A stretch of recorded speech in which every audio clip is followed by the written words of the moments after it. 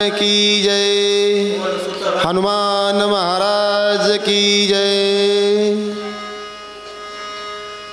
श्रीरामी तुझी कृपा पूर्ण, तेथे अत्यंत कठीणपण, धरावया तुझ काय कारण, अति दारुण निर्दयत्वे। बसवलं ना, बसवलं त्यांना, सुरुवातीला सेवा दिली ती ना। डबल घ्या, होय घ्या डबल। श्रीरामी तुझी कृपा पूर्ण, तेथे अत्यंत कठीणपण, धरावया तुझ काय कारण, अति दारुण निर्दयत्वे। ज्यावेळेस सर्व निर्वाणीचे शब्द कैकेयी माता बोलू लागल्या, राजा दशरथजीनं सांगितलं, कैकेयी ज्या रामावरती अत्यंत सर्वापेक्षा जास्त प्रेम करत असताना या रामासाठी तुझ्या अंतःकरणामध्ये एवढी कठीणता कशामुळे आहे? शिंदे महाराजांनी सांगितलं, परंतु महाराज त्या अधिकाराचं, त्या उपाधीचा तेवढा माझा अधिकार नाही, तुम्ही सर्व सुज्ञ मंडळी आहात। आज तर असं या ठिकाणी आमचे संभाजी महाराज आहेत, उमाशंकर शिंदे महाराज साबला, माने महाराज आहेत, आता ज्यांनी सेवा दिली ते कुरवडे महाराज आहेत, ही सुज्ञ मंडळी वयोवृद्ध आहेत, तपोवृद्ध आहेत, अधिकार संपन्न आहेत, आणि तुमच्यासारख्या अशा एकाहून एक बळीत या ठिकाणी, बरोबर आहे का? हा, मनोव्यापारी जसं काही कृपाचार्य, द्रोणाचार्य, भीष्माचार्य असे आचार्य सर्व बसलेले आहेत तुमच्या समोर। मज पामर आहे काय थोरपण, पायीची वाहन पायी बरी, ज्ञानी यांचे राजे गुरु महाराज, मनती ज्ञानदेव तुम्हाईसे। तसं वेडी वाकडे पण सेवके करावे सांगितले काम, त्याप्रमाणे एक सेवा आहे वेड्या वाकड्या याच्यामध्ये, आणि तुमच्याच कृपा आशीर्वादाने हा पण योग आहे। परंतु आमचे शिंदे महाराज जसं बोलले का, बघा यांच्या समोर माझी सुरुवात झालेली, जर नुसतं शिंदे महाराजाचं लहरीमध्ये असं पदार्पण झालं करा म्हणे आम्हाला, तर माझ्या तोंडातून असा शब्द निघत नसतो। पण काही कृपा असते बघा, काही महात्म्याच्या दृष्टीमध्ये, काही संगतीमध्ये, एक वेळ जी सुरुवात झाली इथपर्यंत असलेला असो, परंतु त्यांचा तो अंतःकरणाचा, त्यांच्या मनाचा तो मोठेपणा आहे। म्हणून मी सांगत असतो, ज्यावेळेस तुम्ही काय कराल का, मोठा त्यालाच म्हणायचं जो आपलं मोठेपण सोडून लहान्यामध्ये येऊन बसतो, लहान्याचं असणारी संगती करतो का, तो खरा मोठा असतो। नाही तर स्वतःला जो मोठा समजतो का, तो मोठा नसतो, आणि जो समजतो स्वतःला मोठा त्याच्या पदरात पडत असतो गोटा। बघा रिटायर झाले तर सर्व्हिस होती, पण सर्व्हिसच्या वेळेस बी सेवा देत होते, आता तर काही नाही, मोकळी काही, त्याच्यामुळं दरकोस दर मुक्काम, पण ही अंतराची ओढ आहे, बाकीच्या कुठली गोष्टीची काही लागत नाही। आणि म्हणून करता या ठिकाणी राजा दशरथजी संवाद करू लागले, बाई ज्या रामावरती एवढं प्रेम करत असताना रामाविषयी एवढी कठीणता का तुझ्या अंतःकरणामध्ये, एवढा रामाचा द्वेष का? पुढे सांगू लागले, सुंदर सुकुमार सुखे गणा, श्रीराम राजवयना, रासी चरण चाही गमना, दुर्धरवना। कैकेयी थोडा विचार कर ना, थोडा विचार कर। राजाचा मुलगा आहे राम, सुकुमार आहे, कोमल पाय आहेत, नाजूक पाय आहेत, आणि त्या रामाला जर माझ्या वनामध्ये चालायची वेळ आली, काट्या कुपाट्यानी अनवणी पायानी, किती दुःख होईल कैकेयी। जरा विचार कर ना, तुझा आईचा अंतःकरण आहे ना, मग एवढी निष्ठुर माझ्या रामाविषयी का झालीस? राजा दशरथजी बोलू लागले, सुखवासी श्री रघुवीरा, त्यासी परिधान वरकलांबर, शीत उष्णती दुर्धर, श्रीरामचंद्र केविसाये। श्रीरामचंद्र केविसाय, कसा सहन करीन माझा राम? कैकेयी जरा सावध होऊन, माझ्या रामानं ऊन पाहिलं नाही, त्याला थंडी माहित नाही, उष्ण माहित नाही, आणि या सर्व गोष्टीचं दुःख माझा राम कसा सहन करील? केवू साहेब आहे, कसं त्याला सहन होईल? तुझ्या मनामध्ये थोडी तरी दया का येत नाही रामाविषयी? ए कैकेयी, माझ्या कोमल रामाला आणि माझ्यापासून दूर करू नको, वनवासाला धाडू नको, असं केविलवाने हीन दीन वृत्ती करून राजा दशरथजी बोलू लागले,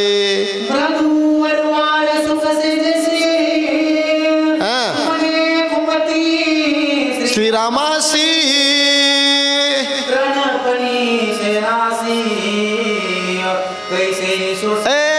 कैकेयी ऐक जरा ऐक, ज्या रामाला मंचक जरी तयार केला त्या ठिकाणी फुलांच्या शेजेवरती झोपिला असताना ज्या रामाला ते फुलांची शेज खुपती ते राम गवताच्या आसनावरती कसा माझा राम वनामध्ये झोपल काही जरा विचार करणं. त्या रामाला काय तू वनवास देऊ लागलीस का? तुझं अंतकरण निष्ठुर झालंय काय? माझ्या रामाची अवस्था होईल. नको नको नको काही नको धाडू राम माझा वनाला, असं पुन्हा पुन्हा विनंती करून राजा दशरथजी बोलतात. पंचमृती चौखटे सेविता श्रीरामाचे मनविटे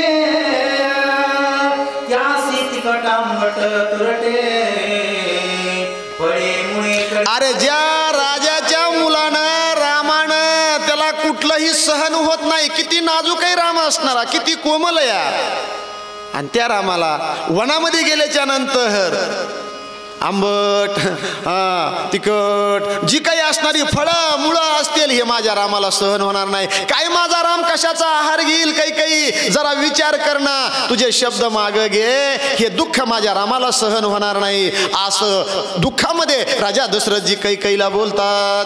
सैना प्रधान सेवकाप्त तेजसी विचरे श्री रघुनाथ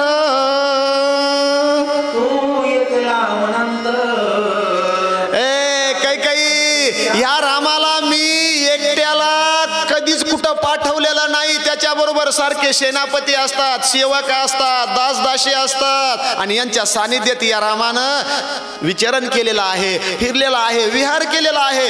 त्या रामाला एकट्याला वनाला धाडल्याच्या नंतर माझ्या रामाची काय अवस्था होईल? काही जरा विचार कर. दुःखामध्ये राजा दशरथजी बोलतात.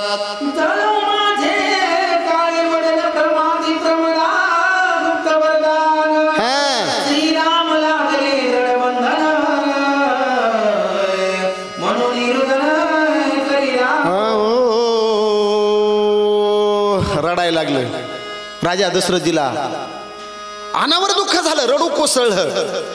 काय करावं म्हणले, माझ्यासारखा मीच असं हाणून घेऊ लागलं गालामध्ये. माझं काळं तोंड होऊ म्हणले, कशामुळे या बाईला मी शब्द दिला असं नो, आणि एवढ्या अडचणीमध्ये मला गाठील, एवढा हट्ट मांडील हे असं मला कवाच वाटलं नव्हतं. आता मी काय करू? रामाला आणि माझ्यामध्ये वियोग पाडण्याकरता, आडकाठी घालण्याकरता, बंधन करण्याकरता फक्त ही काही कारणीभूत आहे. मी जर शब्द दिला नसता तर हिचे हे शब्द मी मान्य केले नसते. पण काय करावं? जळो म्हणले माझा धिक्कार असो माझ्या शौर्यावरती, वीरतेवरती, कारण या बाईने मला वचनामध्ये गुंतवलं. असं राजा दशरथजी दुःख करून बोलू लागले.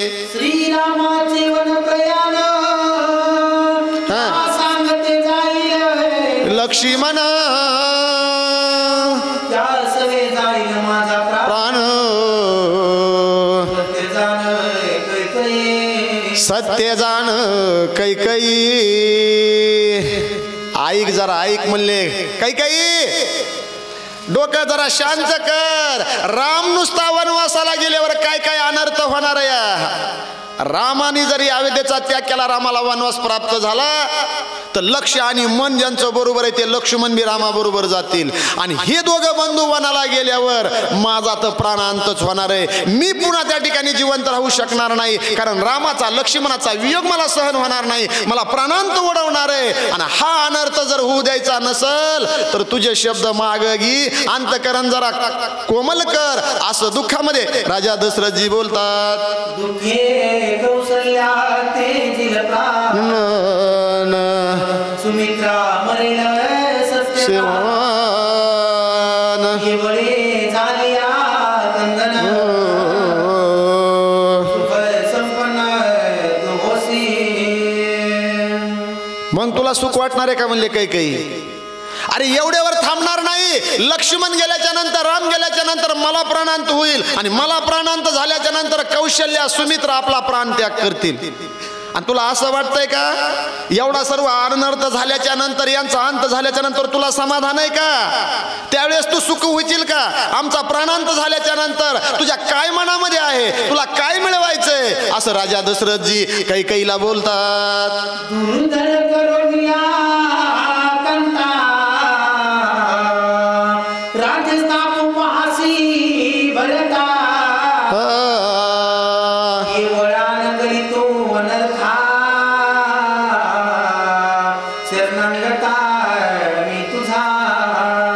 शरणगता मी तुझा. मग आज महाराजांनी सांगितलं हात जोडावे लागतात मायबाप. राजा दशरथजीनं हात जोडले, देवादिकाने हात जोडले तुमच्या पुढं. तुम्ही चांगल्या चांगल्याला हात जोडायला लावतात, पाहिजे तसं कृत्य करायला लावतात. इथं राजा दशरथजी म्हणले मी तुझ्या पाया पडतो कैकेयी, एवढं कठोर असणार अंतकरण करू नको. आणि एवढा अनर्थ घडतोय, मग एवढा अनर्थ टाळ म्हणले. हा अनर्थ होऊ द्यायचा नसल, मी तुझ्या पुढे शरणागती पत्करतो, मी तुझ्या पाया पडतो. नवऱ्यानं बायकोच्या पाया पडाव, पती परमेश्वर, का पत्नीनं पतीच्या पडावा. इथं राजा दशरथजीचं उलट झालं, कारण देऊन बसले होते शब्द, वेळ आल्यावर हातात जोडावी लागती. पण हा अनर्थ तरी वाचल, पण काही केलं ना बाई ऐकाना गेली. काय बोलली? म्हणून चरणी ठेविला माथा क्षमा करी मज दशरथा. न मागावी हे व्रत कथा, वनार गुणाचा न जवळावे. अहो मुंडकं ठेवलं नसते, हात जोडले नाहीत. काही मी राजा दशरथ तुझ्या पाया पडतो, काही माझ्या रामाला वनवासाला लावू नको. एवढा अनर्थ चुकव काही, याच्यापेक्षा काही मागत नाही तुला, पण माझ्या रामाला वनवासाला लावू नको, लावू नको, लावू नको. दुःखामध्ये राजा दशरथजी कैकेयीची विनंती करू लागले. राम सुदे मज पासी, राज्य दे तुम्ही भरतासी प्रतिभू दे तू वसिष्ठासी, तू आम्हासी नियंता. मी भरताला राजगादी देतो, परंतु रामाला वनवासाला पाठवू नको. आणि रामाला याच ठिकाणी असणारी वस्ती करू दे. रामाला फक्त वनवास नकोय. तुला राजगादी पाहिजे का? भरताला राज्य देतो, राजगादीवरती स्थापन करतो. आणि हे वचिष्ठाच्या सल्ल्याने हे सर्व कार्य होईल. कैकेयी एवढं तरी मान्य कर. पुढे बोलू लागले. म्हणून घातले लोटांगण, धरले मस्तकीचे चरण सर्वते शोभली दारुण, मनीष का नष्टपण का करीसी. हात जोडले राजा दशरथजीनं, नवे नवे कैकेयीचे पाय धरले, चरणावरती नतमस्तक झाले. फाड बोले महाग सरल्या कैकेयी. राजा असून षटपण करतात, हे असं वर्तन करतात. शोभतं का तुम्हाला? माझ्या कशामुळे पाया पडू लागलात? तुम्ही नष्ट आहात, हा तुम्ही दुष्ट आहात, तुम्ही षट आहात. असे अनेक असणारे कठीणातले कठीण दुर्युक्ती शब्द कैकेयी माता आणि राजा दशरथजीला बोलू लागल्या. होती नदीन तू होसी, लाज लावली सूर्यवंशासी. बोलिला बोल पहे सोडीसी सांडिसी, कृपण होसी. महाराज, सूर्यवंशात जन्म झाला तुमचा, किती उदार राजे होऊन गेले, आणि तिथं तुमच्याकडे कृपणता आहे. दिलेला शब्द पाळू शकत नाही तुम्ही. ही नाही, दिन आहे, दुबळे, आपल्या पूर्वजाचा विचार करत नाहीत. आणि माझ्या काय पाया पडू लागलात? माझ्या पाया पडू नका, मी काय देव नाही असं कोण म्हणतंय? आपली पत्नी म्हणते का नाही? म्हणलं का नाही, ऐकून घे. देवासारखी मला विनंती करू नका. आम्हाला गेलं की म्हणताय तुमचं तिकडेच राहू द्या, ते रामायण मला सांगू नका. कथन असं म्हणतात का नाही मारे महाराज? तसं ही बाई म्हणली, महाराज तुम्ही राजे आहेत, आणि राजे असून माझ्या कशाला पाया पडायला लागलात? माझ्या पाया पडलं म्हणजे मला काय तुमची किव दया येणार आहे का? सरका माग. तुम्ही सूर्यवंशातले राजे आहेत, काय तुमची ब्रिदावळी, काय तुमच्याकडे शौर्यता आहे? तुमच्या आजोबा पंजोबा खापर पंजोबांनी काय काय केलेलं आहे, आणि तुम्ही काय एका बाईच्या पाया पडायला लागलात? सूर्यवंशात जन्म आहे ना तुमचा, सरका माग. द्यायचं असेल तर मी मागितलेलं द्या, होत असली पूर्तता, नाही तर माझे हात जोडू नका आणि पाया पडू नका. अशी कैकेयी माता आणि कठोर शब्दानं राजा दशरथजीला बोलतात. पाया पडल्यासाठी मीन सांडी वरद गोष्टी, देणे नाही तुझे पोटी, माटी वसिराया. महाराज, लाडीगुडी लावू नका, पाया पडू नका, हात जोडू नका. तुम्ही काही जरी माझी विनंती केली तरी मी माझे जी काही दोन वर आहेत ते सोडणार नाही, आणि त्याच्यामुळं माझ्या अंतकरणात काही फरक पडणार नाही. मला तुम्ही विनवूच नका, माझ्या पायावर नतमस्तक होऊच नका, मी काही देव नाही आणि माझ्या काय अंतःकरणात दया उत्पन्न होणार नाही. महाराज द्यायचे असतील तर हे मी मागितलेले 2 वर द्या. तू तर देसी वरदान मज मनसी महाविघ्न, तरी मी आपला देईन प्राण, सुख संपूर्ण हो तुम्हा. असंच असतंय आपल्याकडे बिन दुसरं काय. राजा दशरथजी एवढे पाया पडले, बाई महाग सरली ती म्हणली म्हणजे मलाच म्हणतात का मी विघ्न आणलं म्हणून, आणि तुम्ही दिलेले मला 2 वर द्यायचे कळत का, मी मागितले तर महाग महाग सरायला लागलात आणि मलाच नष्ट आहे दुष्ट आहे विघ्न आणलं. काही नाही म्हणल्या, तुम्हाला जीव देता येतो काय, मला नाही काय देता येत असं त्या म्हणल्या बरं का. आता तसं करी जाऊ नका, ऐका, क्रोधावर आवर घाली जा, क्रोध आवरी जा, कारण क्रोधामध्ये मगाच विषय होऊन गेला रागन. जुनी म्हणे का नाही आपली रागन भीक माग, बरोबर आहे का. आणि काय करता बघा, ते राग एकटाच येते वेळेस क्रोध, आणि जाताना बरंच काही घेऊन जातं. माणसं पुन्हा म्हणतात का नाही, रागामध्ये मी तुम्हाला बोललो का मग माझ्याकडून गेलेच बरं का 2 शब्द क्रोधामध्ये, हे कधी म्हणते तर ते निघून गेल्यावर. तसं ते येताना काय होतं, एकटं येतंय कोण, राग. आणि बघा तुम्ही दिवसभर तुम्ही कष्ट करा, कार्य करा, शेतात कुठलंही काम करा, तुमचं शरीर जेवढं थकत नाही का तेवढं राग आल्याबरोबर थकतं या. बघा आपापला अनुभव, असं क्रोधानं असं लालबुंद व्हावा माणसानं आणि तो राग पुन्हा शांत व्हावा. उगाच आपल्यालाच अंग दुखल्याने वाटतंय, त्याचं कारण आहे आपल्या शरीरामध्ये तो क्रोध अग्नी भडकलेला असतो, विराजमान झालेला असतो. आणि म्हणून तसं या ठिकाणी असणारी ही काही बोलू लागली राजा दशरथजीला, हा तुम्हाला जीव देता येतो का, मलाही ते करता येतंय, आता जर मला विघ्न म्हणलात का नाही माझे वर दिले तर मी इथंच प्राण त्याग करते, असं बोलू लागल्या. माझा हाती परमार्थ सुखी व्हावा, निजकांत माझा करून या घात, सुखी दशरथ होय ते. माझा हा खरा परमार्थ आहे, माझ्या पती परमेश्वराला सुखी करावं म्हणून मी या ठिकाणी हे सर्व मागू लागले. आणि तुम्हाला जर माझा हा अनर्थ वाटत असेल तर मीच माझा प्राण देते म्हणली, कशाला, तुमच्या हितासाठीच हे सर्व करू लागले, मला काय करायचं या. आणि तुम्ही सुखी असावं हाच माझा खरा परमार्थ या, पती परमेश्वर आपला आनंदी राहावं हाच माझा परमार्थ आहे, असं त्या ठिकाणी काही माता बोलतात. वर्ग भाष्य करिता मिथ्या, माझी तुझवरी पडेल हत्या, मग तू अभिषेक घी रघुनाथा, सुख समजता होईल.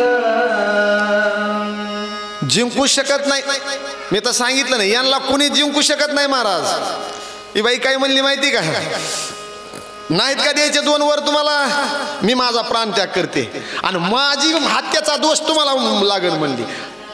आणि तुम्ही मग काय करा, पुन्हा मी गेल्याच्या नंतर खुशाल प्रभू रामचंद्राला अयोध्येच्या राजगादीवर बसवा, मीच तुम्हाला नको वाटते ना, मीच माझ्या प्राणाचा त्याग करते. काही बोलू लागल्या राजा दशरथजीला, तुम्हालाच प्राणांत होतोय असं नाही, मलाही माझं नाही मिळालं की मीही प्राणांत देते, त्या ठिकाणी प्राणगत होते. आणि मग खुशाल तुम्ही अयोध्येचं राज्य रामाला स्वाधीन करा, रामाला राजगादीवरती बसवा. पुढे बोलतात, अति उग्र कैकईचे वचन तेने रायासी आले, रुदन सर्वेची पडे मूर्छा पडला,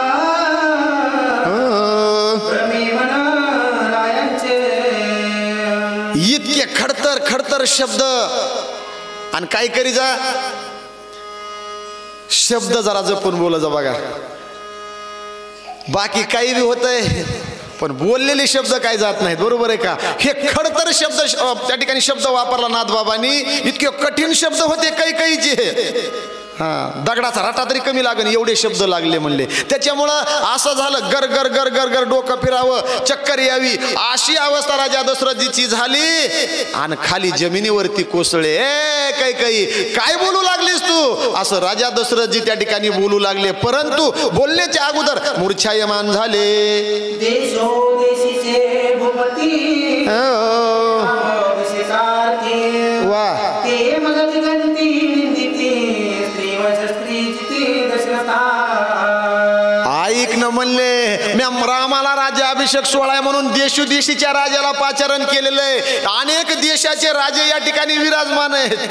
आणि मी जर रामाला राजगादीवर नाही बसवू शकलो, नाही रामा राज्याभिषेक सोहळा करू शकलो, हे देशोदेशीचे राजे म्हणते हे स्त्री जितय म्हणले, स्त्रीच्या आधीन झालेलं आहे, बस म्हणलं की बसतंय, उठ म्हणलं की उठतंय, सुट म्हणलं की सुटतंय.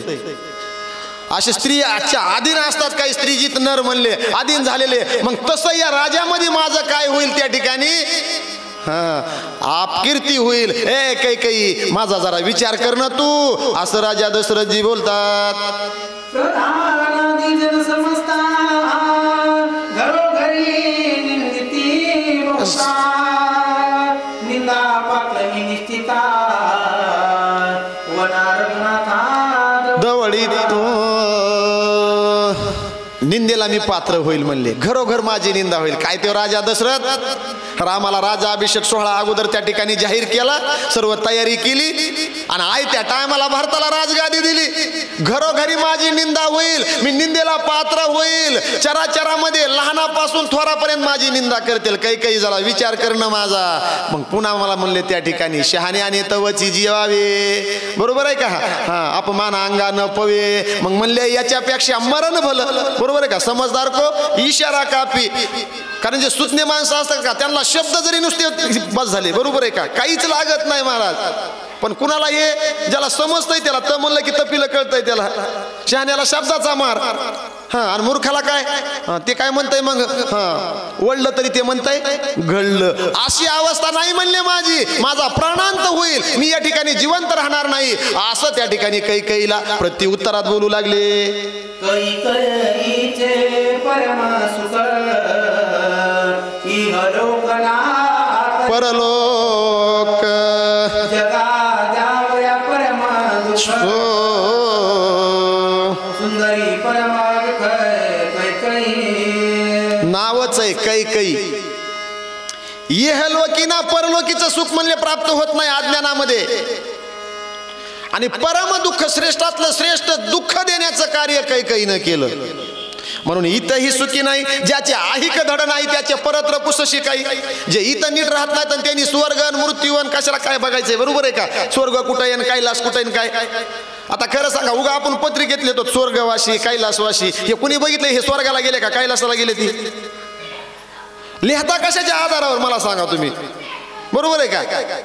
काही नाही महाराज, हे अनुमान आहे. ज्याचे आहिक धड नाही, जो इथं नीट राहत नाही तो स्वर्गाच्या नुंगाच्या कशाला गोष्टी करायच्या? इथं स्वर्ग आहे ना, बरोबर आहे का?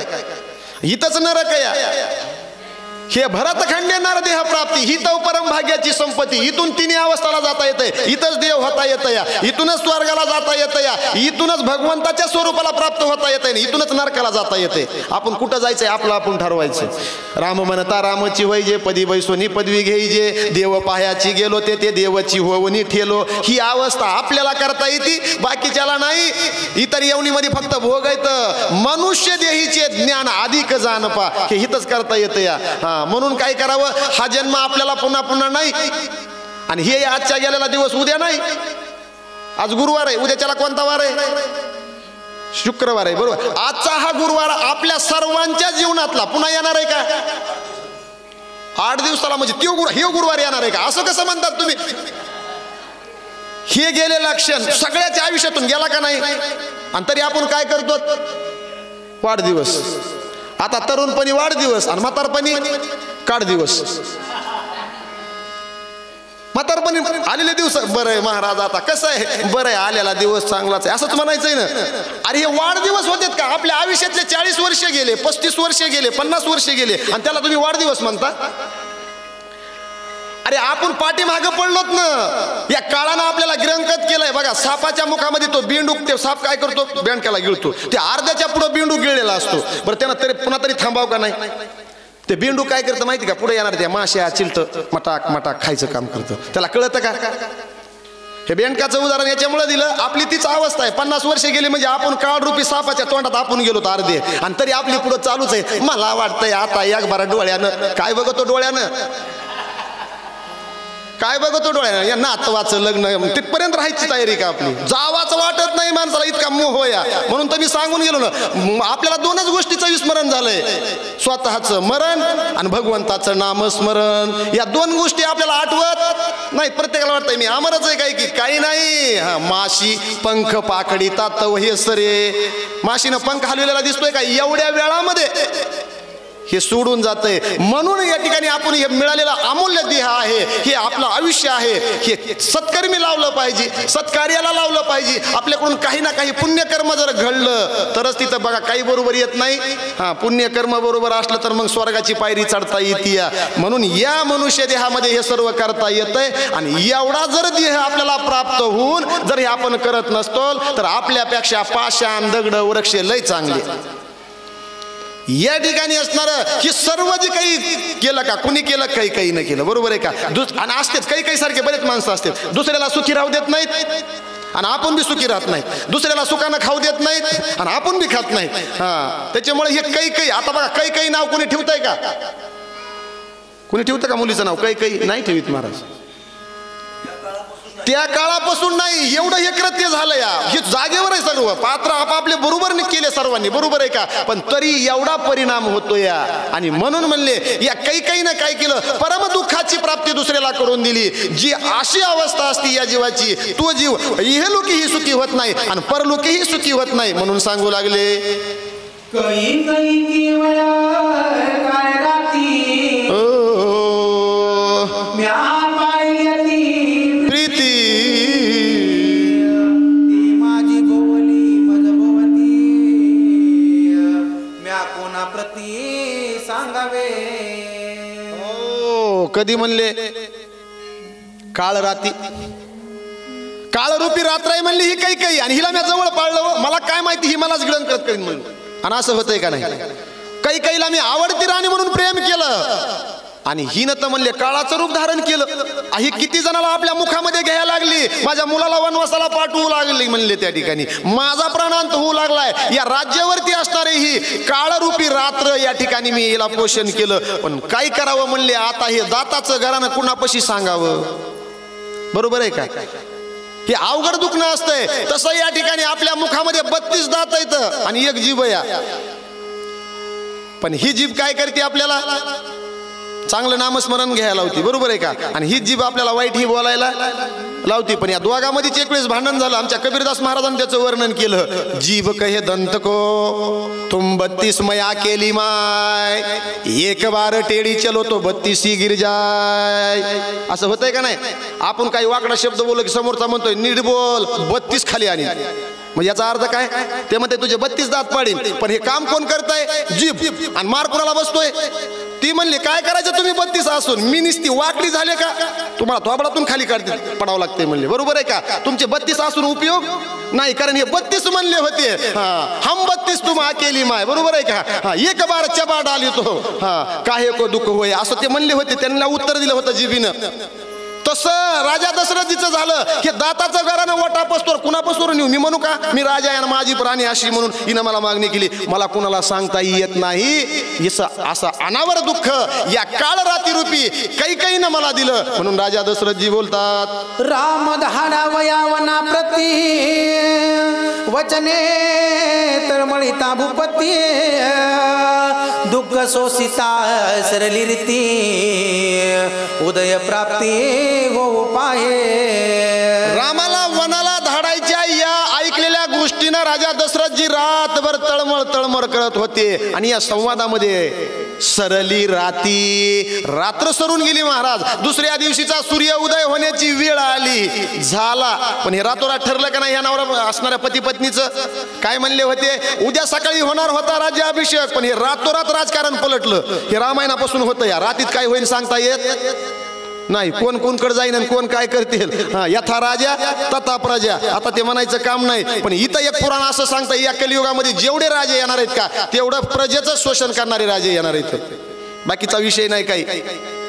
हे शास्त्र पुराणाचं सांगावलं मी, म्हणचं नाही आपला काही तो विषय नाही. परंतु इथं असणारं म्हणले रातोरात रामाला जो काही राज्याभिषेक सोहळा होणार होता त्या रात्रीमध्ये ठरलं रामाला वनवास, भारताला राजगादी. आणि याच्यामुळे बघता बघता रात्र उलटून गेली, सकाळचा सूर्योदय झाला. पुढं काय झालं, प्रबोधिता श्री दशरथा कैकई करीला विपरीता वधावया राक्षस समजता वना श्री रघुनाथ निघेल. राक्षसांचा वध करण्याकरता हे मूळ कारण होणार आहे आणि विपरीत करणे काही कडून घडणार आहे. म्हणून प्रभू रामचंद्राच्या वाट्याला वनवास येणार आहे. गहनो कर्म गती. त्याच्यामुळं केलेलं कर्म कुणाला चुकवता येत नाही. ज्या मर्यादा पुरुषोत्तम प्रभू रामचंद्राला राजगादी पित्याच्या विचारानं अनुमतीनं सर्व अवेदन नगरीनं ठरलं होतं की रामच राजा आहे आमचा म्हणून. पण रातोरात काय झालं, याच्या वाट्याला हे आपलं प्रारब्ध, हे कर्म कुणाला चुकत नाही. म्हणून माणसं म्हणतात काय नाही महाराज आता लय केदार आला, इथून वाटतंय कुठंतरी कुठं जातो. जे ते जाशी ते कपाळ सरीशे हे कुठं ठेवून जाता. इथलं हे तुम्हाला एरिया हे सर्वाचा त्याग करता येईल, तुमच्या कपाळाचा कुठं त्याग करता. जे जे लिहिले संचिती ते न चुके कल्पांती, अशी रामाची अवस्था होती. म्हणून सांगितलं बाबा आदर्श ठेवला विश्वापुढं. मी जरी राम असलो, मी जरी देव असलो, तरी माझ्याही वाट्याला आलेलं कर्म मला भोगूनच सारावं लागते. आणि म्हणून प्रभू रामचंद्राच्या वाट्याला वनवासी येणार आहे. मात्र अनेक राक्षसांचा उद्धार होणार आहे, अनेक जडजीवांचा उद्धार होणार आहे. फक्त आणि फक्त ही कैकेयी माता या ठिकाणी निमित्त मात्र होणार आहे. हे सर्व असणारा कथाभाग आपल्याला उद्याच्या अध्यायामध्ये ऐकाय मिळणार आहे. एका जनार्दना शरण कथारम्य रामायण श्रोती द्यावी अवधान वन प्रयाण श्रीरामा. वनाला प्रयाण करायचंय प्रभू रामचंद्राला, करणार आहेत, वनाला जाणार आहेत, वनवास वाट्याला येणार आहे मर्यादा पुरुषोत्तम प्रभू रामचंद्राच्या. आणि त्या ठिकाणी म्हणले ही कथा आपल्या जनार्दन स्वामीची शरणागती पत्करून नाथबाबा सांगतात. कथा रम्य रामायण, राम रमोती रामायण. जिथं या चित्ताला मनाला रमल्या जात या ती कथा म्हणजे रामकथा आहे. जीवनाची व्यथा जिथं नाहीशी होती ती कथा म्हणजे रामकथा आहे. आणि म्हणून ही व्यथा दूर करण्यासाठी कथा श्रवण करावी लागते आणि माता ठिकाणीवर येण्यासाठी गाथा वाचावा लागतो या. बरोबर आहे का. पण आताच्या आमच्या माता माऊलीत काही सांगावं, गाथा तर कुणकडेच गेला, कथा तर कुणकडेच गेला. पण स्वयंपाक पण कशा करतात माहिती का. आताच्या माऊली माता काय करतात, गाथा तर वाचितच नाहीत, पण स्वयंपाक करता करतात व्हॉट्सअप पाहतात. आणि काय स्वयंपाक होईल बघा, नामस्मरण करत करत स्वयंपाक करा, ते सात्विक अन्न होते. रामकृष्ण हरी किंवा हरिपाठ घ्या आणि तुमचा स्वयंपाक चालू असू द्या. जे सेवन करताय का त्यांना पण सात्विक विचार सुचतेत. इथं नाही, सर्व तुम्ही सुज्ञ माता मावल्या, तुम्ही असणारं पारमार्थीचं जाणकार आहात. त्या ठिकाणी आमच्या खेडेगावानी चालू असतं. शेजारीने जर भाकरी करायला लागली का नाही, ती थापायला लागली, धपाक धपाक धपाक, शेजाऱ्याच्या घरात आवाज जातोय आणि पुन्हा मनामध्ये विचार चालू असते, याचं असंच व्हायना, याचं असंच व्हायना, पुन्हा त्या भाकरीवर हात. ते कुठं जातोय विचार, त्या अन्नामध्ये जातोय. म्हणून नामस्मरण करत करत जर स्वयंपाक केला आणि ते जर असणारं अन्न सात्विक वृत्तीचं जे सेवन करण का त्याची बुद्धी पण सात्विक चालती. हे थोडं थोडं मुळ या. बरोबर आहे का. आणि याचं जर पालन केलं का प्रगती व्हायला किंवा ज्ञानग्रहण व्हायला काही वेळ लागत नाही. घरामध्ये आपल्या शांतता राहती. ही आपल्या पशीच आहे सर्व पारमार्थ. पण भानगड अशी झाली, हे रामायण घडलं एका कुटुंबात आणि ते मंदिरात आणायचं किंवा या जगामध्ये सांगायची पाळी आली. याचं कारण काय, आपण काही घेतच नाही. याचं आचरण करायचं. या रामायण काय सांगतं, भावानी भावाशी कसं वागावं, जावानी जावाशी कसं वागावं, मुलांना आईशी कसं वागावं, वडिलांनी मुलाशी कसं वागावं, बंधू बंधूचं प्रेम काय असावं, सवती सवतीचं प्रेम काय असावं. आता सौमित्रान कौशल्या सवती नव्हत्या का, काही नाही हे रामायण घडविलं. मग हे प्रत्येक पात्र सांगताय आपल्याला जीवनाचा हा आदर्श घ्या. एक आदर्श राम, एक आदर्श मुलगा, आदर्श पती, आदर्श मित्र, आदर्श देव म्हणून हरकत नाही. हे सर्व पात्र प्रभू रामचंद्रानं केले ना. म्हणून एक वचनी, एक पत्नी, एक बाणी, मर्यादा पुरुषोत्तम ही रामकथा या. आणि ही रामकथा एका कुटुंबात घडलेली नाही. आता तर कलियुगात काय नाही, त्यांचं नावच आहे जावा जावा, जमताय तवर राहावा, नाहीतर नावच आहे जावा जावा. हे नाही व्हायला पाहिजे. आता तर काही नाहीच. एकत्र कुटुंबाची काही मर्यादा आता हम दोन हमारे दो, हा आणि माय बाप गो. आणि इकडं तर रामायण असे ऐकायचे गोष्ट टचून. एक माता मावल्या होत्या, म्हणल्या मी म्हणलो हे आजीमाय कुठल्यात, म्हणल्या आमच्या सासूबाई. आणि मग अरे अशा बसायचे ते आजीमाया कथा ऐकायला. मी म्हणायचो काय भाव आहे यांचा. आणि घरी नेलं चहा प्यायला त्या सुनबाईला म्हणलो का तुमच्या सासूबाई लय रामकथा व्यवस्थित ऐकतात. काय करायचंय महाराज म्हणल्या रामकथा ऐकून तुम्हाला काय सांगावं. आम्ही म्हणलं काय झालं या नुसत्या रामच कथा ऐका त्यात म्हणल्या पण इथं आल्यावर मला काय सासरवास होतोय ती नाही म्हणल्या मी आता राहणार नाही आणि बघता बघता माझी तिथं कथा चालू असताना तिसऱ्या दिवशी त्या माता माऊली गेल्या माहेराला यावगानं या सासूबाईनं या महाराजाचं ऐकलं काहीतरी घरात आपल्या पूजा मांडावं लागती काहीतरी असणारं कार्य करावं लागतं अन्नदान करावं लागतं याईने घातला श्रावण महिन्यामध्ये सत्यनारायण करायचा आणि सुनबाई कुठं माहेराला त्या मुलाला म्हणले आहे आपल्याला सत्यनारायण करायचं आत्मीय म्हणला कसं आई तुझ्यामुळं तर ती गेली म्हणले ना आता पूजाला कोण बसल ते म्हणले गप तू मी देवाला विचारते देव बाप्पा सत्यनारायण करायचं आहे आणि ते म्हणले पूजाला कोण बसवायचं म्हणले ती गेली तिच्या माहेराला जमती का पूजा करायला म्हणले जमतीत पण कसं दक्षिणा वाढवावं लागती आणि कमराला सुपारी धरावं लागती घातला या बाईनं सत्यनारायण आणि सत्यनारायणा दिवशी धावपळ झाली नीट दवाखाना गाठला सासूबाईनं बाळू एकटाच मागं पुढं पळायला पुन्हा शेवट म्हणले आता काय कर मी बाई माणूस आहे माझं मागं पुढं बघायला तुझ्या मालकीनला कर की फोन या पट्यानं बी लावला फोन ते म्हणला ऐक ना ते म्हणले काय आईचं लय दुखायला लागले काल सत्यनारायण घातला आणि त्याच्यामध्ये फार धायपोळ झाली ते म्हणल्या काय आणि मग सत्यनारायणामध्ये पूजाला कोण होतं ते म्हणला त्या देवबाप्पानं धरायला लावली मला सुपारी आणि म्हणली मग एक काम करा ना तुमच्या आईचं बी मागं पुढं देखणं शेवा त्या सुपारीलाच करायला लावा असंच आहे का कसं आहे असं करू नका हा मी तर कालच सांगितलं सास भी कभी बहू थी बरोबर आहे का बा आटा भी कभी गेहूं थी बरोबर आहे का आज ज्याचं पीठ झालंय तो गहू होता बरोबर आहे का आणि आज ज्या सासू आहेत त्या कधी सून होत्या हे विचार करा आणि प्रत्येक जण असणार याच गोष्टीचा अनुकरण इथूनच रामायण सुरू होतंय बघा नाही तर हे काय नसतं बोलाचाच भात आणि बोलाचीच कडी जमत नाही नाथबाबांनी सांगितलं एवढी कथा गोड आहे आपल्या जीवनाची व्यथा नाहीशी होती पण ती श्रवण ही तशीच करावी लागती म्हणून या ठिकाणी सांगू लागले स्वस्ती श्री भावार्थ रामायणे अयोध्याकांडिका कारटिका कैकैत आरती आण आरती नाम चित्रोध्याय गुण पुंडलिका वरदेव हरी विठ्ठल श्री ज्ञानदेव तुकाराम प्रभु चंद्र भगवान की जय पवनसूत हनुमान महाराज की शांती ब्रह्म एकनाथ महाराज की जय।